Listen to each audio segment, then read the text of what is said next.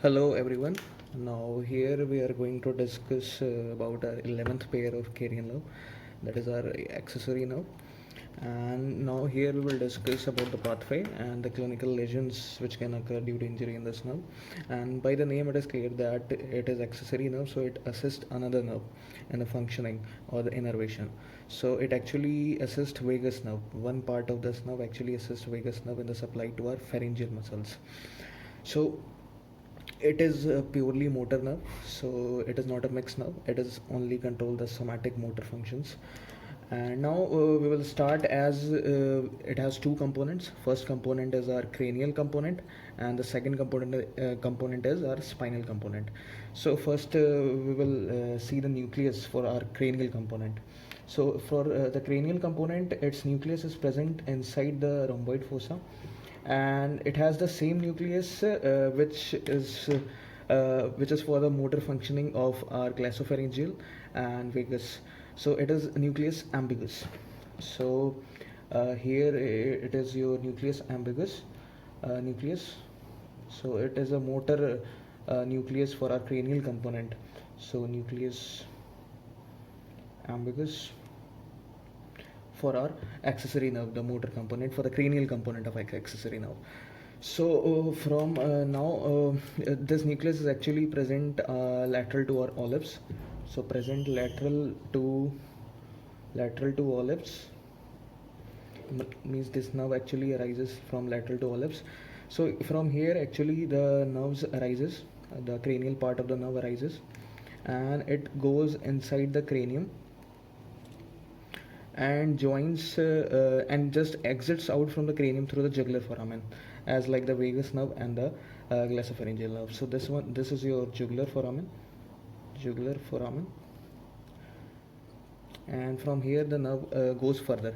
So this was a basic pathway from where the cranial component, this is your cranial component of accessory nerve. So it has two components, cranial and the spinal. So now next we will discuss how the spinal component comes from the spinal cord and joins the cranial component and exits through the jugular foramen. So the spinal component actually arises from our five cervical vertebrae.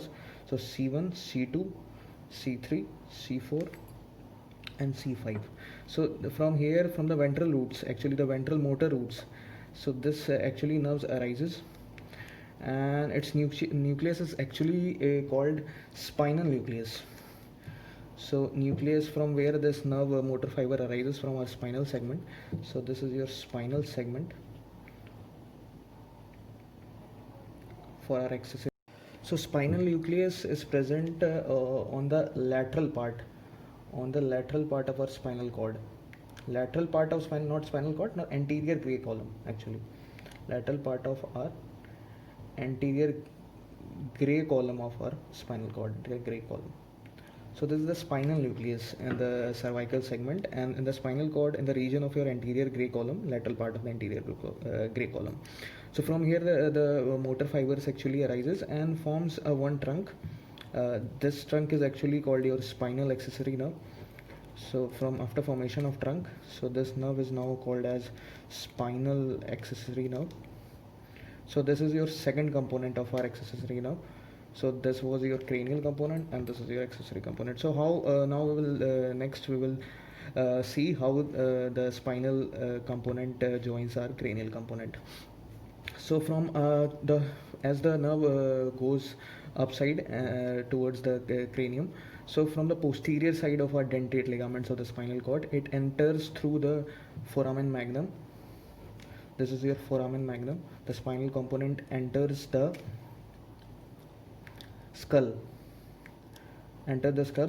through foramen magnum, and it actually joins the cranial component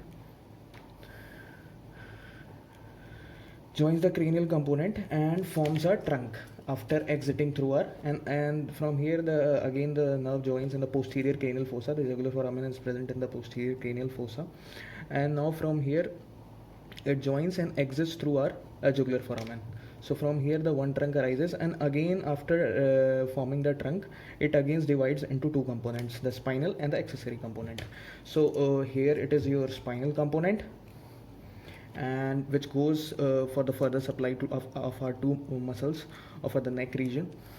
And the cranial component actually assists our vagus nerve. So the cranial component assists our vagus nerve, joins vagus nerve, joins vagus nerve at the inferior ganglion. So from here, actually consider from here the vagus nerve is coming, and this one is its superior ganglion, and this one is here its inferior ganglion. You know that vagus nerve has two ganglions, sensory ganglion, superior and the inferior. So this one is your inferior ganglion.